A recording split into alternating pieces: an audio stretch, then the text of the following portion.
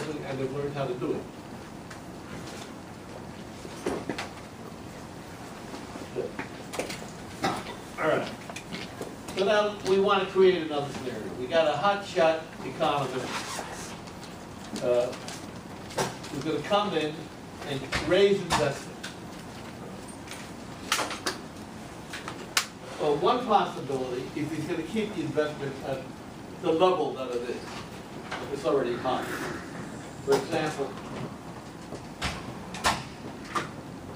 the last value that we got for the investment ratio was about 2.51.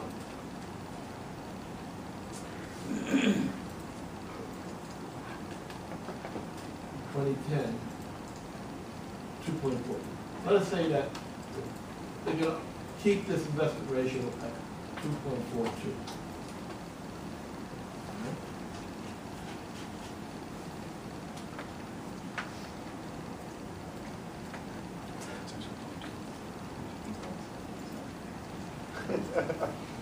It's good. We lost it. Don't blink. My eyes are so dry.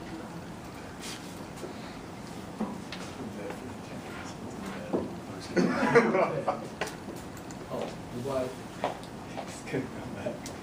What? There's 7 sheets full This of is the broker. stuff. This is the investment share in this. Okay, suppose then that one scenario would be that we'll fight to keep the investment share around 2.5. Instead of letting it drop down like this, we'll keep it at 2.5.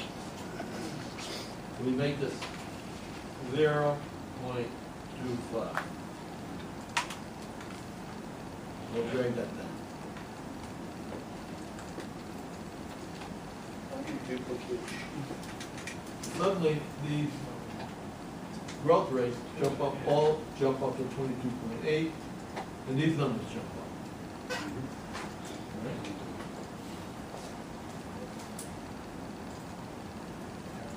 Let's see. These numbers.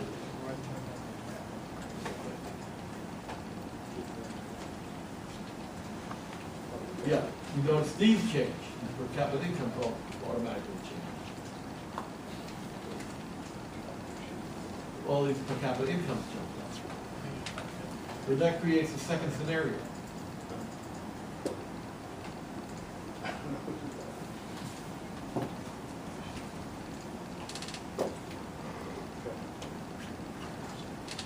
Copy this.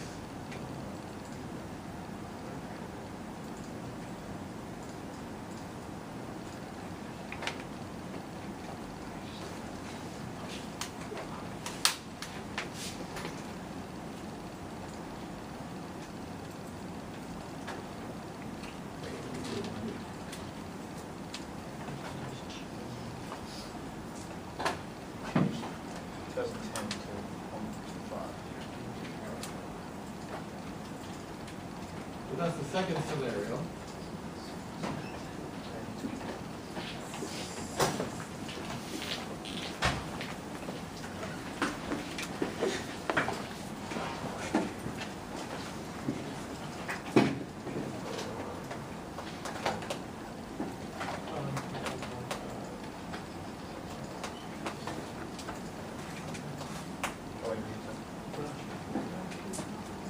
Scenario 2.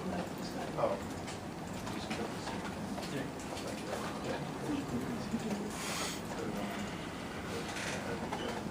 Under this scenario,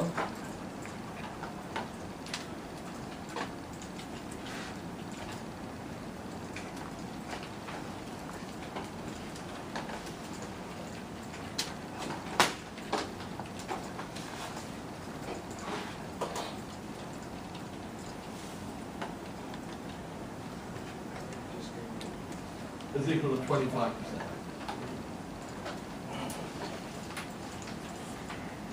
I'll put it percentage.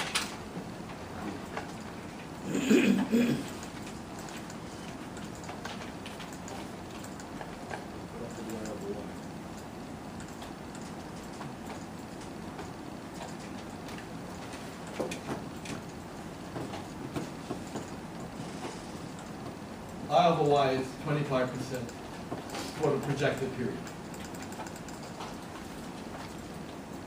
And you can see how the historical period doesn't change. The projected period starts here, 2015, so we go from 1542 to 1556.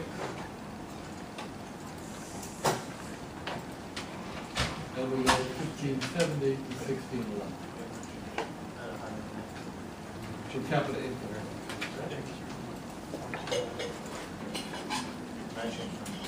Because we get more growth out of the economy. The economy is now growing at 2.5%. Sorry, growing at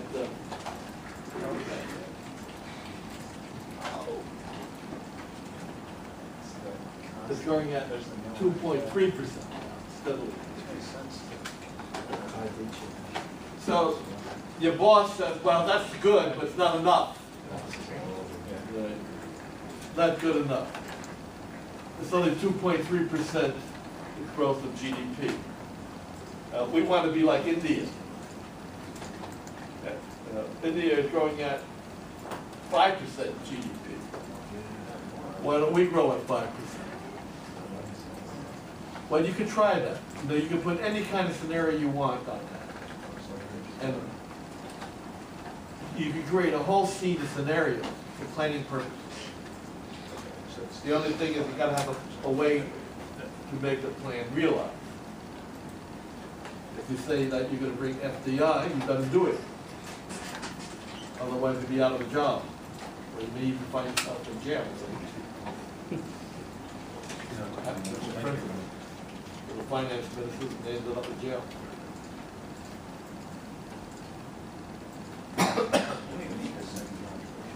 Okay? So you all know now how to create these scenarios. And we're creating this scenario on the investment share, which is exogenous in the Harrow-Domar model. The I-core is computed through regression, and then the assumption is made on I over Y. And that automatically creates a growth rate. Investment income. Now this is different than what we did when we were doing the trend growth rates. There we fixed the growth rates and then took them off into the future. Here the growth rate is based upon this, the investment share. Now, the question is, how do we get these numbers? These are the Y's.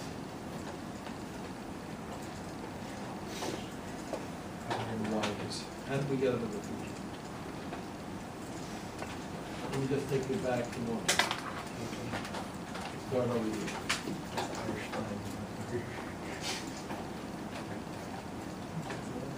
This is place B27. It's equal to B26, which is the number before, right, times 1 plus L27. So L27 is this number over here, is the growth rate. He's just getting that checked. Right? That's all that is. Yep. I made a new thing. And if you change the investment share, the growth rates change. And when the growth rates change, then these numbers change.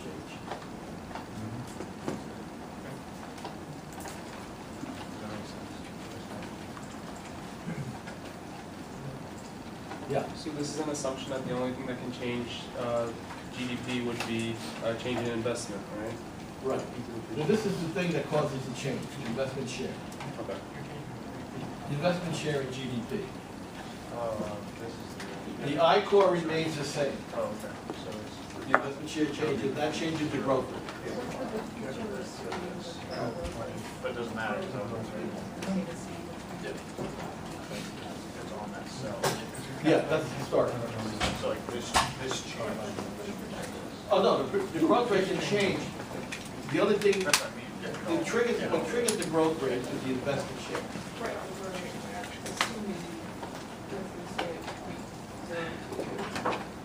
Oh, yeah, if we set it at 0.25, then the growth rate will be the same for all years. All right? But if we change the shares in the projected period like we did before, then the growth rates will be different each year. In this case, we said, okay, let's lock it in at 0.25.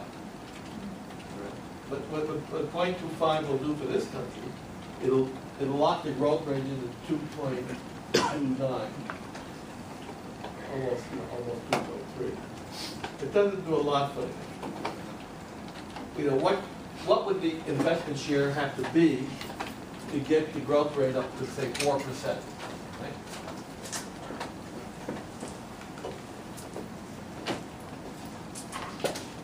Here's the growth rate, right?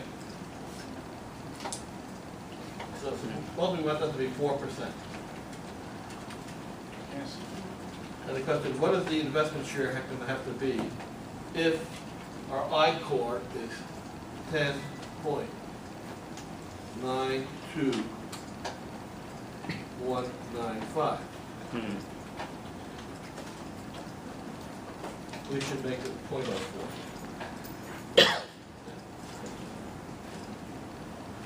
So what does I over y have to be? So I over y would have to equal 0.04 times 10.92195. Let's see if I can do that over here.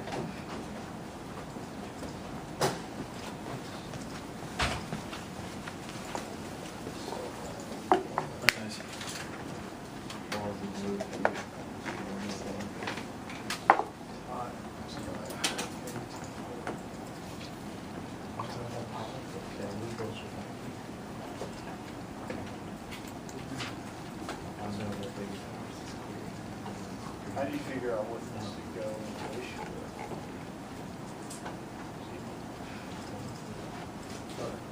It's going to be equal 104 times 10.92.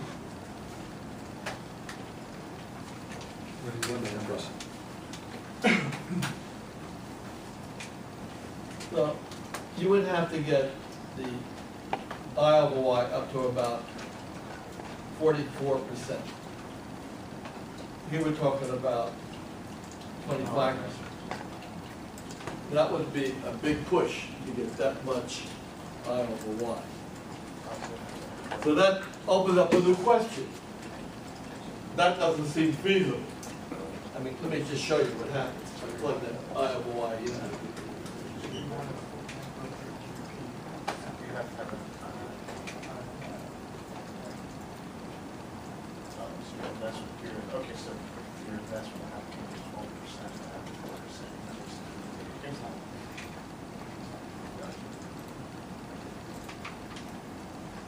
That's pretty crazy. So now the country is growing at 4%, and the per capita GDPs are now much higher. This is historical, this is up to 60, 90, this is 1901. Can you imagine India growing at 5% for as long as that's been done? How did they do it?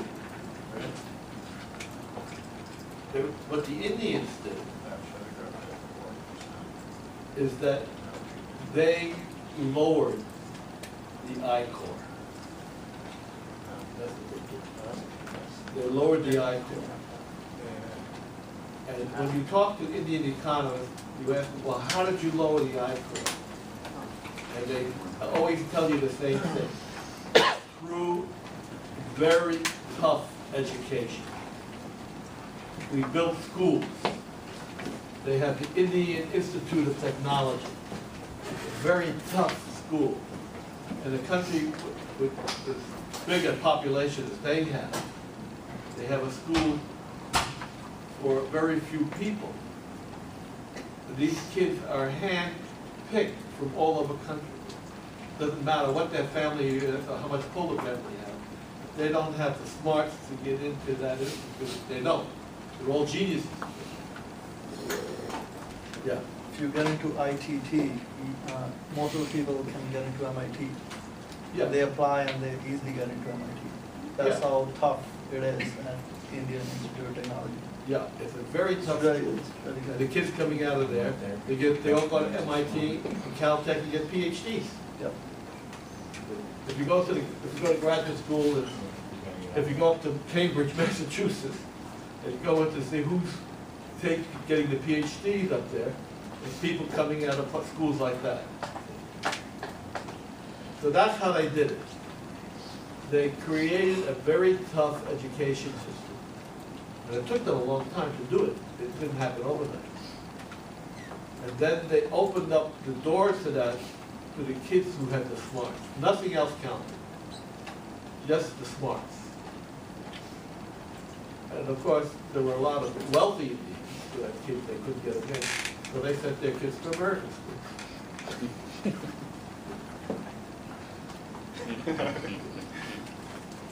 You're not Indian, are you? No. Pakistan. It's getting there. But I thought it's pretty low. the really top students in India, they go to that school. What do they study there? They study math and science. That's what they do in Pakistan as well. I mean, They're not studying liberal arts. You know, they're not learning how to dance or anything like that. Both count, right? their parents will kill them if they study liberal arts, stuff like that. Parents would kill Yeah. them. Pakistan does the same thing. Yep.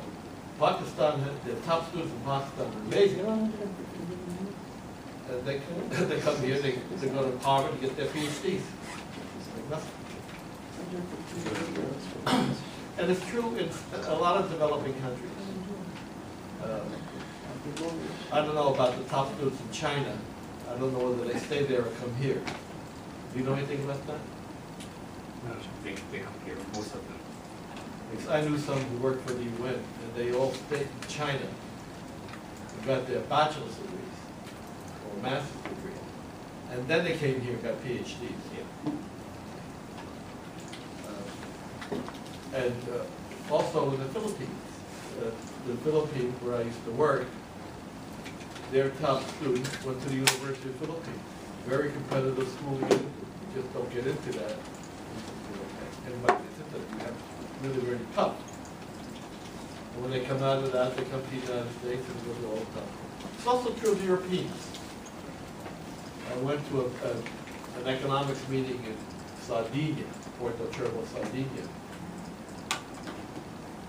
with Roman universities, and Italian economists came from all over. We had a big meeting there to discuss whether Italy should join the European Monetary Union or not. This was before they belonged, they still had the lira. And when I talked to all these economists from Italy, they all had their PhDs from MIT, Harvard, all these top schools in the United States. But they did their first training in Italy. Then they got their PhDs over here. But they were the brightest ones in those schools. So, if you build up a body of highly educated people, and people who can do research, and take technology that you research and convert it practically, then you can lower your I-core. Oh, let me mention who else did that. Shining example of all countries was Japan. Japan did the same thing. Japan, the Japanese school was so competitive at the undergraduate level to get into the top of the University of Tokyo. And a few others, there were about 2 or 3 really top Japanese schools, most difficult. That the parents started getting tutors for their children when they were as young as 5 years old. And these kids their life was studying and going to school, learning. Eventually, they would have to take the test for the University of Tokyo. And they didn't get in. Some of them committed suicide.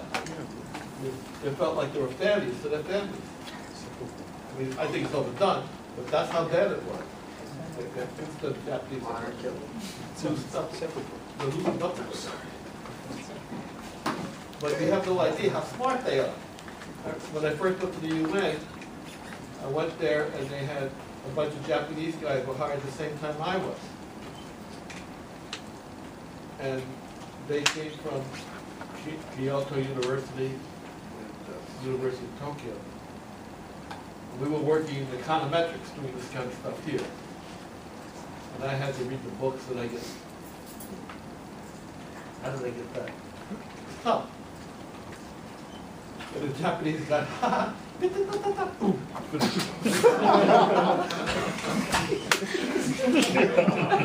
They did that on a bachelor's degree.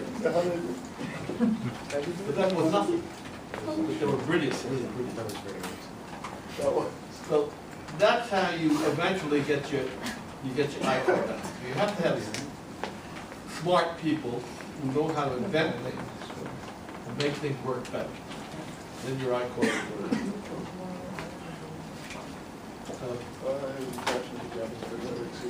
In a case like this, to get up to 44% I over Y is very difficult. It has been done to some oil companies, but they weren't investing in any oil machinery.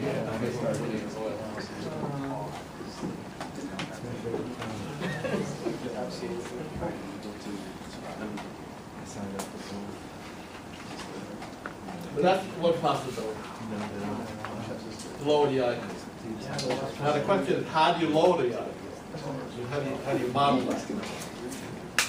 One way to look at it is to look at the I-Corps of countries that have similar per capita incomes that you have. And do a statistical analysis of what they're doing. And look at how the one with the lowest I-Corps. So this is where a reasonable place I can get my I-Corps down. The I-Corps, the lower it is, the better. The higher it is, the worse. How many of you computed the I-Corps for their countries? Yeah. How many computed the I-Corps for them? What did you get for yours? For Poland, I got 4.6. That's low. For Poland, 4.6. That is low. That is very low for a small country. Poland must be a very competitive economy. What do you have? 2.95 For what? for Canada. For Canada? That's unbelievable. I think you might be wrong. Canada should be that low. It's right. What do you have? For France, 10.29. Yeah, that's more like that's like the United States. No way it's wrong. 1.33, For what country? Egypt. 1.3? Yeah. You did say it's 1 divided by. Did I do something wrong? Did you get any negatives in your coefficient? The No. I don't know about Egypt because I haven't really looked at it. We can look at that. That's very low. What it means is it gets a little bit of investment to generate a lot of growth. Usually developing countries have a high I-Corps. Anybody else get any? 3.7 for Spain. Spain. That's good. That makes sense. 4.8 for Ireland. That's good because this data covers Ireland when they're doing well. The Irish just did something very bold, I think it's very admirable. They're buying up all the mortgages. They had a terrible glut of houses that they couldn't sell. Boom. And there are a lot of people hanging on to their houses like because of the depression. So the government said, okay, we're going to back your mortgages. We're going to lower your interest rate, make your monthly payments lower so you can hang on to your house. No one's done that so far anywhere else. But that was a very good move because if people are expecting that housing prices are not going to fall anymore, and other people feel content that they can stay there, that'll turn that market around.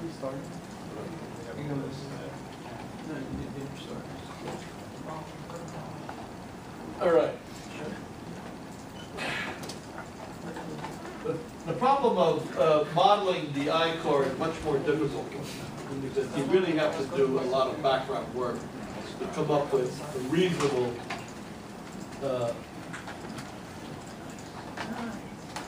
a reasonable value of the I-core. Now, our I-core here Yeah, was 10 point something. yeah, That was based upon, yeah, 10.921. which was based upon this equation, which was estimated over the whole period. All right? Now, I'm going to re-estimate this equation over a period where Paraguay was really doing well. So it had a high growth rate. Let's see what happens.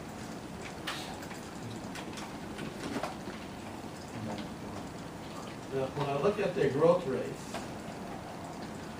these are around 3, and they start falling off to 2.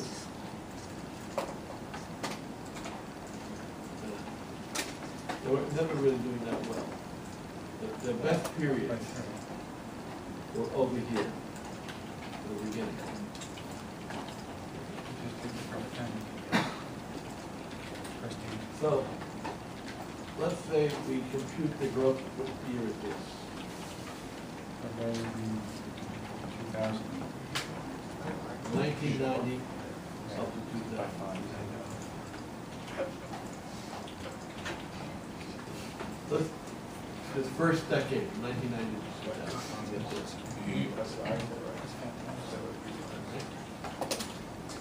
So we take this from 1990 to 2000.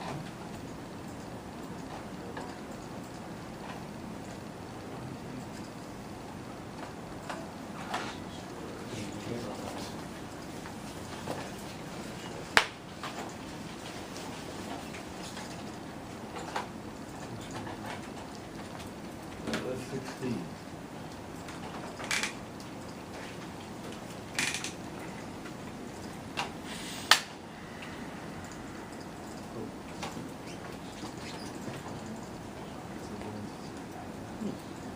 Why not 16?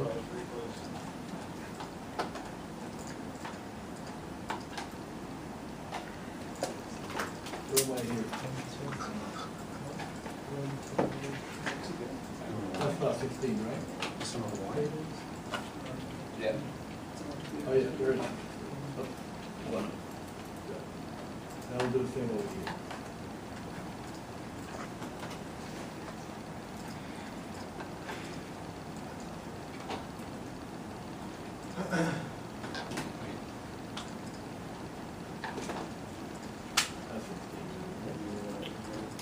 That's 16.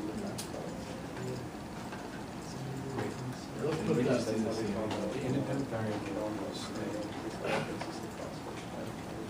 Down here.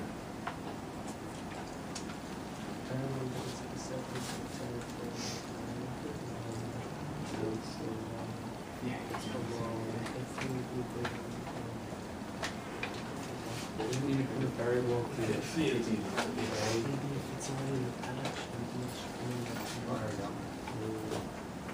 They're okay.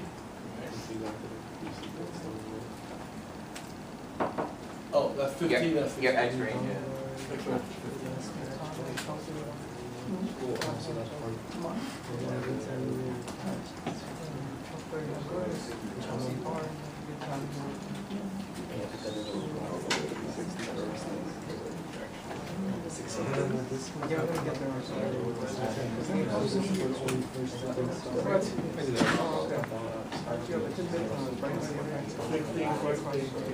Oh, they're on the same number. On the same. Yeah, which one is the X? The Y is in J. Y is the J? So the Y is in I.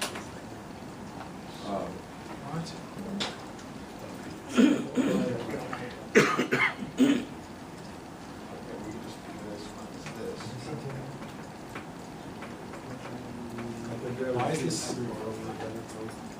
No, the The exchange? I is in